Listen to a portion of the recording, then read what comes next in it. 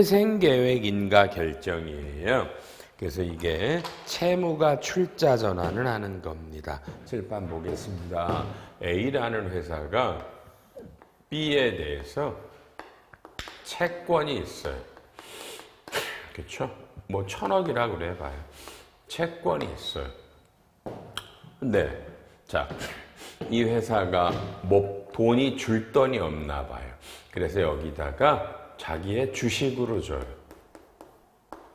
이걸 쌍방 합의로 주느냐, 어떤 법원의 명령에 어떤 법에 따른 명령에 따라 주느냐가 다른 거예요. 그러니까 이게 그죠? 근데 주식을 교부했다. 자, 좋아. 이게 출자 전환이라는 거예요. 조심할 건 주식은요. 이게 교부해주는 액면이 있어요. 그죠? 5,000원짜리로 뭐 얼마를 줬다가 있고요. 여기에 시가가 있어요. 이게 중요한 거예요. 근데 여러분이 이 차이를 잘 몰라. 그냥 주식을 주면 그게 액면인데 자꾸 그걸로 하시네. 그렇죠? 잘 보셔야 돼요. 자, 어쨌든 이렇게 가요. 액면으로 준 건 만약에 500억인데 여러분 시가는 200억짜리라 그럴게요. 그러면 여러분이 한번 전표를 끊어보는 거예요. A는 자 대변에 외상 매출금이면 이제 지금 부가세 얘기는 안 해요. 외상 매출금이 1,000억이 없어졌어요. 그렇죠? 1,000억이 없어졌어요. 여기서 조심해야 되는 거예요. 여러분이 B 회사의 주식을 여러분 봐요. 받은 건 액면으로는 500억인데 얘 시가는 200억이에요. 이게 상장이냐 B가 비상장이냐에 따라 달라지겠죠. 상장이면 요 주식을 교부하는 날에 종가가 되는 거고요.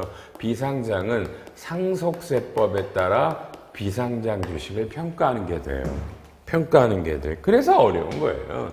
어쨌든 시가로 잡는 거예요. 그죠? 그럼 A 법인의 유가증권이 A가 만약에 상장 IFRS면 이게 FVOCI 금융자산이라고 할 거고요. 비상장은 이게 매도 가능 증권이라고 할 거란 말이에요.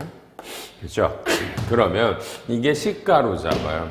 200억이에요. 그럼 요 나머지가 대손이에요. 대손 충당금. 충당금이 없으시면 어떻게 돼요? 요거는요, 대손 상각비라는 비용으로 떨어요. 요게 일단 회계예요. 회계고요. 절대로 액면가가 아니라 이 회사의 시가로. 왜냐하면 800억 손해봤잖아요. 이게 회계예요.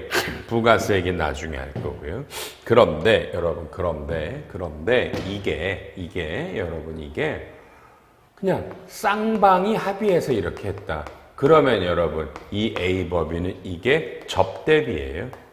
왜요? 임의채권 포기예요. 임의채권 포기라고요. 내가 그냥 포기해 준 거잖아. 800억을요. 그죠? 그러면 이건 당연히 선금불산입으로 끝나는 거예요. 선금불산입이에요. 인정이 안 되니까. 그렇죠? 자, 그 다음에 2번이 뭐 제 책에도 이렇게 써 있죠. 요게요. 이렇게 한 사유가 만약에 그렇죠? 정당성이 입증이 된다. 이게 어렵네요.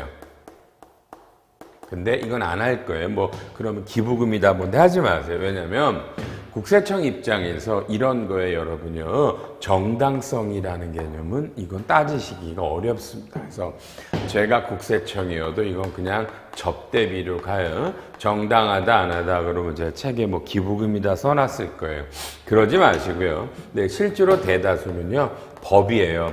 그 법이 채무자 회생 및 파산에 관한 법률이라고 있죠. 채무자 회생 및 파산에 관한 법률. 거기에 따로 책에도 있잖아요. 그게 회생계획 인가 결정이에요. 회생계획 인가 결정.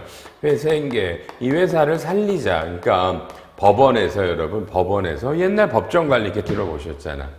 얘를 죽이면 뭐하니? 얘를 살려서 나중에 더 받아. 지금 일단 주식을 일부를 가자. 이렇게 되면 여러분 이렇게 되면 이게 접대비가 아니에요. 다만 이때 너무나 중요한 건 여러분 뭐예요? 세법은 이걸 조심하시죠? 이건 세법은 잘 볼래요? 이건 그러면 선금이에요. 요런 게 근데 직금 선금이 아니에요. 뭐라는 거예요, 여러분요? 요게 세법은 직금 그죠? 요거를 채권가액으로 그대로 대체를 하래요. 요렇게 잡지 말고요. 그러면 법인세법은 요 유가증권을 뭐예요? 매각할 때 선금으로 잡으라라는 얘기예요. 그러면 회계가 지금 요렇게 잡았잖아요. 요렇게 잡았죠? 그럼 요게 입금산입 유가증권 800억 유보 요렇게 잡았다가 나중에 이걸 팔 때 송금이라는 거예요. 요 심판 사례랑 틀려도 돼요. 이게 더 중요한 사례. 여기 이런 비슷한 얘기인 것뿐이에요. 다만 지금 33번에 법인세 제과라는 건 아시죠? 이건 기재부 유권 해석이에요. 이런 민감한 거를 국세청이 함부로 못 내죠. 기재부니까 어쨌든 요거가 요런 거라는 얘기예요. 요거 약간 독특해서 그래요. 금융기관인데 지금 제가 여러분에게 설명하고 싶은 건 이 조특법 뭐 44조 이게 아니라 그렇죠? 이게 아니라 이쪽 얘기를 하는 거예요. 이게 오리지널 얘기예요. 자, 그래서 여러분은 이게 이런 출자 전환은 많아요. 많은데 이게 쌍방 합의로 인한 거냐 아니면은 채무자 회생 및 파산에 관한 법률에 따른 회생계획 인가 결정 등에 따른 거냐. 인가 결정은 요거를 시가와 혜택을 인정해 주는데 직금이 아니라 이 유가증권을 매각할 때이기 때문에 요 놈을 요렇게 입금 산입해서 치고 간다는 거 나중에 매각할 때 송금이에요. 자, 그럼 여기서 이제 부가세는 그럼 부가세가 문제가 돼요. 부가세가 봐요. 여기서 요게 외상 매출금이 1,100억이라고 그래 보세요. 외상 매출금이. 그럼 이제 좀 쉽게 하기 위해서 그렇죠, 여러분요. 그러면은 요 시가도요, 여러분요. 220억이라고 그래 봐요. 그럼 여기가 220억짜리고요. 그럼 얼마야? 780억이죠. 그죠? 780억이잖아요. 780억. 그래서 여기가 요렇게 이게 880억이죠? 그렇죠? 그럼 요게 부가세죠? 그래서 요게 800억이고 예수 부가세가 80억이에요. 회계는. 그러니까 회계는 자 봐요. 1,100억짜리 채권인데 실제로 220억을 유가증권을 받으면 880억이 손해보는 거잖아요. 근데 이 안에 부가세가 있죠. 그래서 부가세를 여기 부가세만큼은 예수 부가세를 줄여서 대손세에 공제를 해주시고요. 대손은 800억에 그러니까 법인세는 요 800억은 부인되지만 부가세법은 부가가치 요게 몇 년 전에 바뀐 거 아실 거예요. 제 책에다 써놨어요. 바뀌어서 요건 이 시점에서 바로 부가세법의 대손세 공제를 허용해요. 그러니까 법인세법은 요 손해본 800억은 나중에 유가증권을 매각할 때 송금인데 그죠? 부가세법은 지금 출자 전환한 시점에서 바로 이건 대손세 공제를 해줘요. 요거 중요한 거예요. 요거. 책은 금융기관이라 이 33번은 약간의 그런 거고요. 여러분한테 이건 필요 없어요. 이게 더 중요한 거니까 이걸로 잡으시라는 얘기예요. 그리고 어쨌든 우리가 법인세 제과 이렇게 나오면 이거는 국세청 유권 해석이 아니라 기재부구나. 기획재정부 유권 해석은 무조건 중요한 거예요. 특수한 이쪽은 금융기관이 조특법 44조를 물어본 거고요. 저는 이건 일반적인 이거 출자전환에 대한 얘기를 했습니다. 이게 더 그러니까 44조는 그냥 뭐 별도로 한번 읽어보시고요. 요게 훨씬 더 많은 사례가 나오니까 요걸 조심하시라는 얘기가 되겠네요. 그렇죠? 그래서 써놨죠. 가로 4번에 조특법 44조는 그렇죠. 요거는 자 1항에 따라 채무를 면제한 금융 채권자는 해당 사업년도 소득 금액을 계산할 때 면제한 채무 상당 금액을 송금 산입하다. 그러니까 이거는 일반적인데 이게 금융업이면 이게 은행과 같은 금융업이면 이걸 바로 이 시점에서 선금으로 해준다 그 뜻이에요. 이 시점에서. 그러니까 두 조문이 다르죠. 제가 처음에 한 게 일반적인 조문이었고, 근데 이게 금융업자라면 그렇죠. 금융업자라면 이 채권자가 이렇게 되면 그거는 그 채무를 면제하는 금액을 선금에 산입한다. 다르죠? 아까는 세법 일반적인 그 출자 전환은 유가증권에 엎어서 매각할 텐데 이게 금융업이면 바로 이 시점에 선금한다. 44조. 그 44조에 대한 질문이라 이 설명과 달리는 바로 근데 개념은 똑같아요. 손금이다 그렇게 얘기한 거고요. 그래서 지금 국세청과 이때 사이는 뭐냐면 지금 봐요.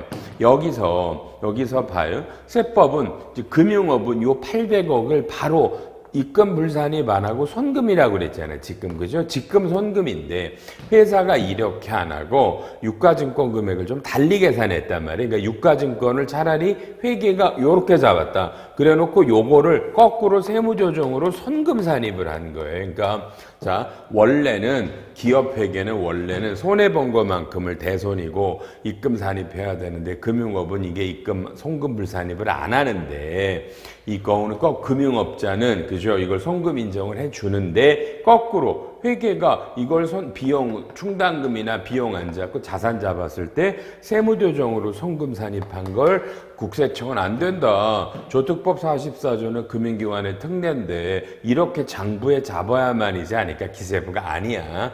장부에 안 잡아도 시가와 액면 채권가액 차익을 장부에 잡든 아니면 세무조정 손금 산입하든 인정되는 거라고 해석을 한 거예요. 그러니까 금융기관이 회계법인과 회계 처리에 따라 그죠? 그러니까 이게 뭐야? 이게 흔히 말하는 그죠? 이 시가의 차이예요. 그러니까 회계사들이 말하는 요 시가와 그죠? 세법이 말하는 시가가 다르면 이렇게 된단 말이에요. 그래서 이건 나름 좀 어렵다 그죠? 여러분에게 미안해 너무 어려운 거를 두 개를 연방한 거예요. 근데 여러분한테는 조특법 44조가 아니라 제 책에 있어 대손 충당금 뒤에 가면 출자 전환이라고 나오거든요. 자세하게 써놨죠. 그게 더 우선하는 거고요. 예외로 지금 이 사례는 금융기관이 물어본 거고 왜 이렇게 나왔다? 세법상의 시가와 회계상의 시가가 차이가 나는 것 때문에 그랬어요. 어려워서 죄송해요.